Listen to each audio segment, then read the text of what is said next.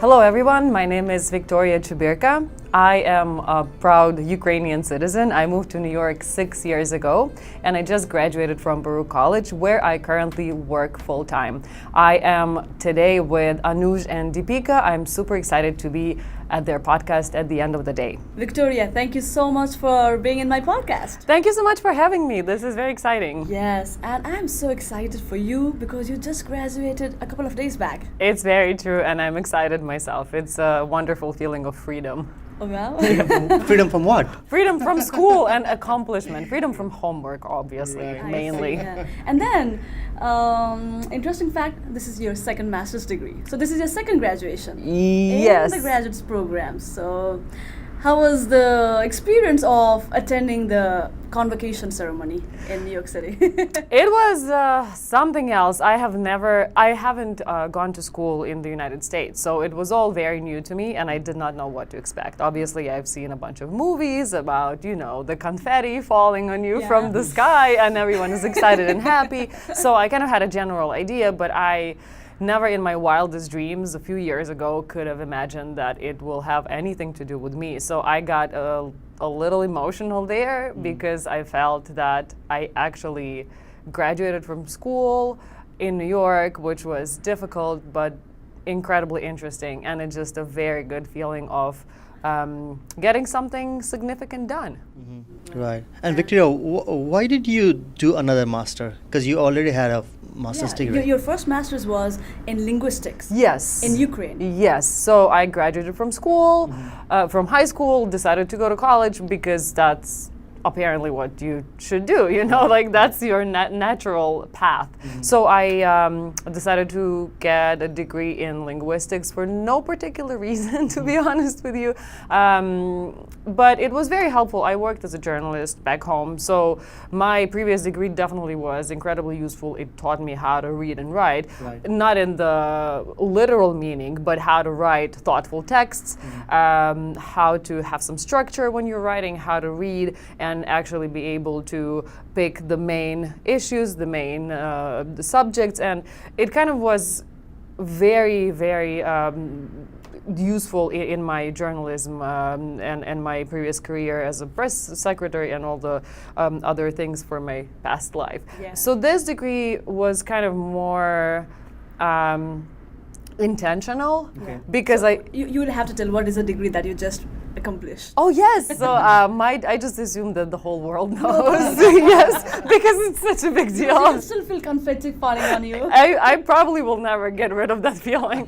So my degree is in public administration. I did an MPA at Baruch College, which was a 2-year program. I was a full-time student and, it felt hard but doable and very challenging, but also very rewarding. So I decided to get that degree because I felt that I absolutely want to have a socially beneficial career. So whatever I do, I want to have some meaning and impact. And I figured that I probably need a little more direction and structure to what I already knew and was probably doing here and there, but without really structure or knowledge in depth how things work in that area. And I was absolutely not familiar with, let's say, philanthropy or nonprofit organizations. So in that regard, this degree was very precious and I learned everything I know now only from my Baruch experience.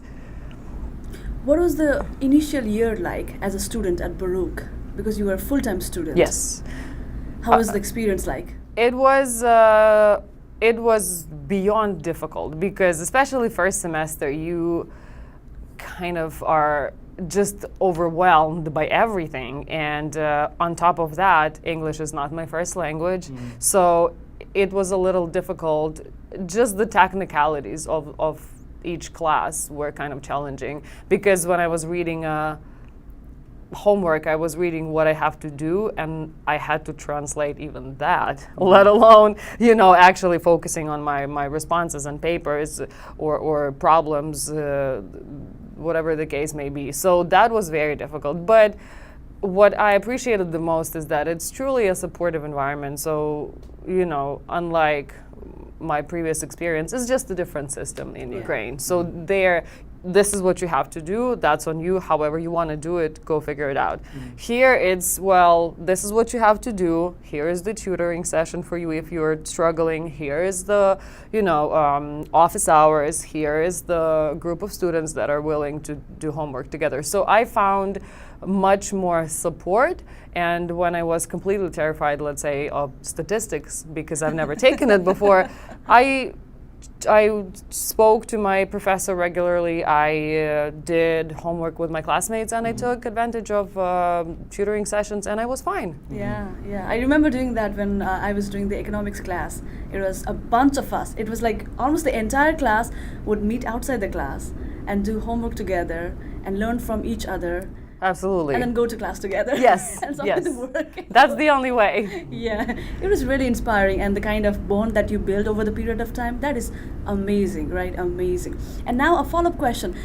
At which point of time, in which semester did you start your internship? I think I was ambitious enough to start looking for internship right away after the first semester, but that was kind of a little premature of me, because I didn't think certain things through. I didn't think that, you have to apply really in advance and things of that nature. So I did start seriously focusing on finding the right internship after my first semester, but I got my internship, I think, after my second semester, if I'm not mistaken.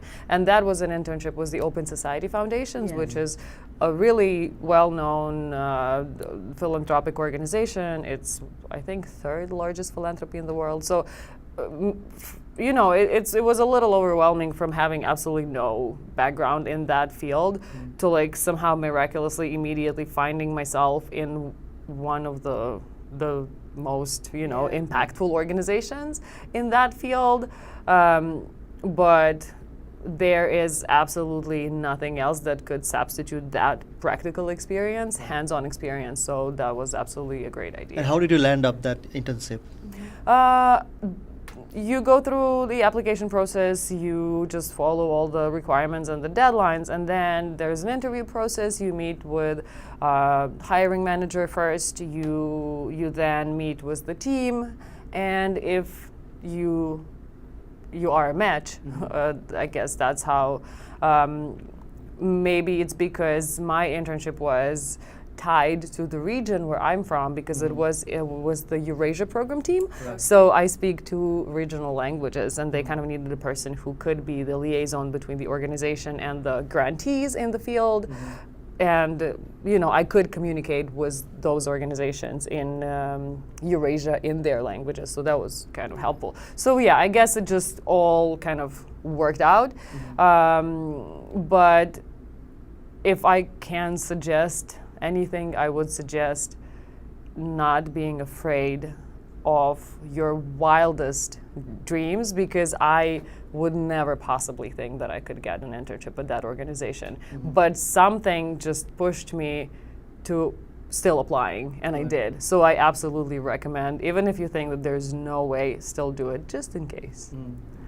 Did you, in the process of applying for the internship and before you got that, did you have to make some connection with some people who are already working in the organization? Did you have to go through that phase? I actually, so that is a great question, and it's kind of like multi-layered question, because in our culture, it's not really a thing to do that. So I was instructed by our career services that this is how you approach job search or internship search. It's really the same process. So I had no idea how do you reach out to a person on LinkedIn and invite somebody to an informational interview? They will think that I'm a crazy person stalking them, like, who is this girl? Why does she want to have coffee with me? I'm not doing that, But it's now that I know it's just a normal practice, and people do that. If they say no, then you don't go, and you keep moving forward. But I completely skipped that, and I just blindly applied, like carpet bombed with my applications, basically every organization that I was interested in, and it somehow happened. Wow. That's something unique that's happening. Yes, but see, it's not impossible. Yeah, true, yeah. So how did you manage internship and your full-time study? How was your schedule like? My internship, my full-time study, and my part-time job. That was whoa, to say the least, and I absolutely do not recommend doing that by no means. But it was manageable but very hard. It took a lot of time management and it took a lot of planning ahead because, as you know yourself, if you know that you have a paper due, you can't wait till the last moment because you will just not be able to write it, especially if you have other commitments. So if you're not the enemy of yourself, do yourself a favor and do things on time. And I learned it the hard way. I remember the first time I saw our library, I came in and it was like 9 p.m. and it was full of people. And then the librarian told me, oh yeah, it's, we are open 24/7 because it's midterms time. And I thought, how disorganized do you have to be? This is terrible. How these people are even in school, why couldn't they just plan ahead? And guess what?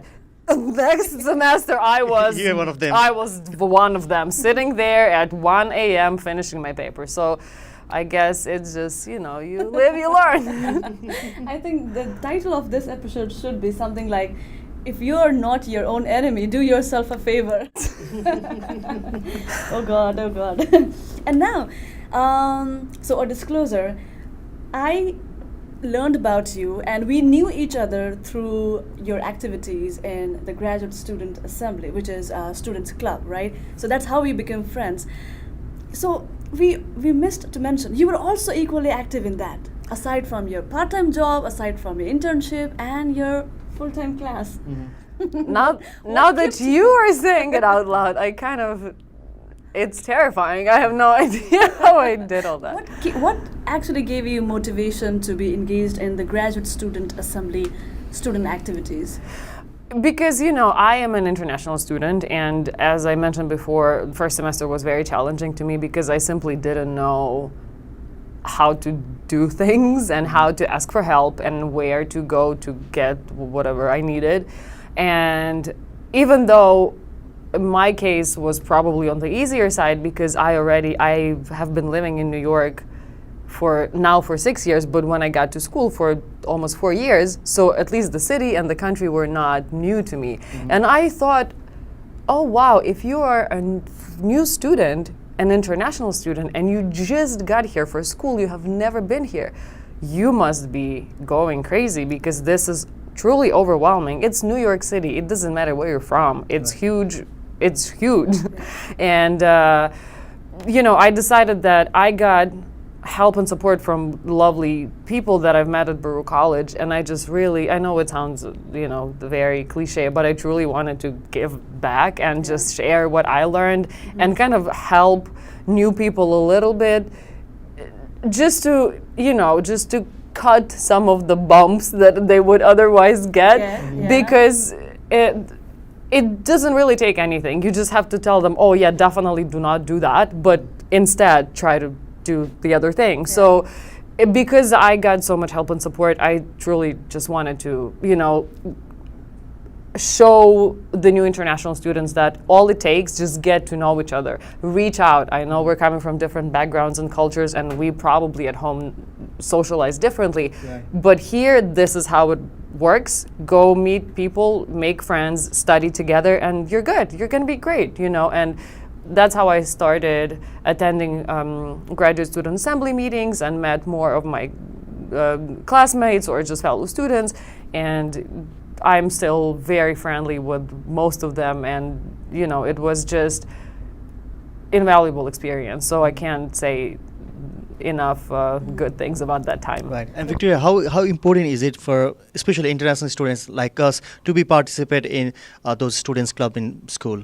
It's actually one of the great opportunities that you have as a student, because Graduate Student Assembly, for example, is a student body that has actual access to budget. It has actual access to decision making. You can suggest things on various levels depending on how persistent you are, and it's just a great way to meet other people, and also it's a great way to practice your leadership skills, to practice your communication skills, and just to feel truly a part of the school, which is, I think it's great because if you have a project, you want to do, you want to have an event, or you want to host a speaker, or you want to have a workshop, there is a budget for that. You just have to come, talk about your idea, present your project, and then it goes through stages, and then you're going to most likely get your help, your financial support, and there you go. You get your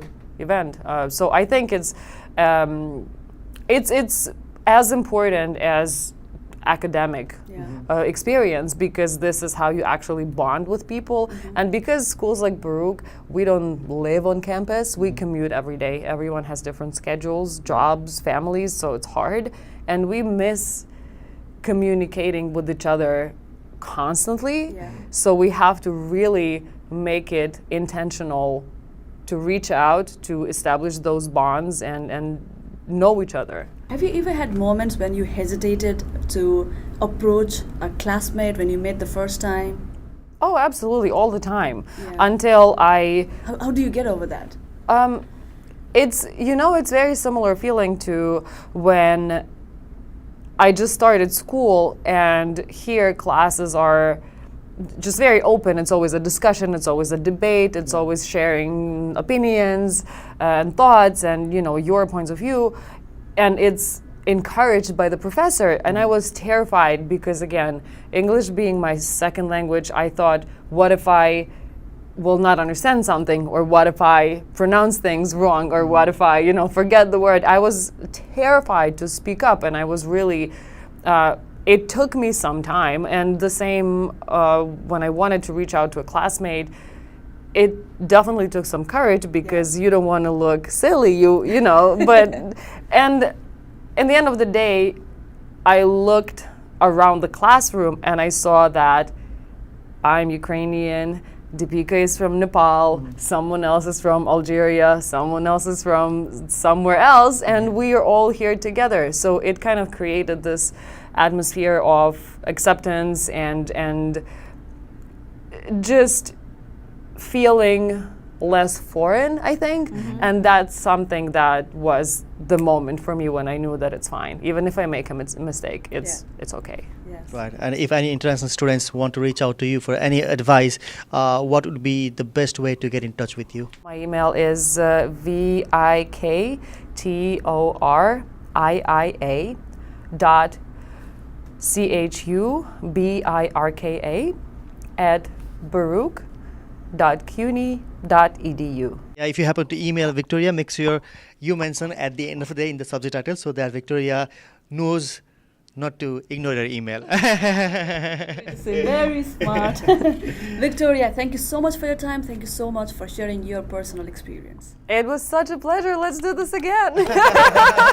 Maybe in season 2. Yes. Okay, so on that note, it's time to wrap up, and we would like to thank English Speaking Union, Arnik, Andrew Rome New Immigrant Center for providing us this wonderful space to record the podcast. If you are a new immigrant and you want to take free English language classes or free professional development classes, English Speaking Union Arnik is a very, very helpful organization.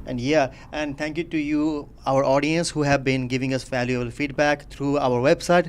If you go to our website, podcast@theendoftheday.com, you'll see a section called feedback. You can give out your feedback to our podcast, and also do subscribe to our YouTube channel At the End of the Day, and find us on Spotify, iTunes, everywhere. Yes, so it's time to say bye-bye. Enjoy the summer, as Victoria said. We will catch you next week.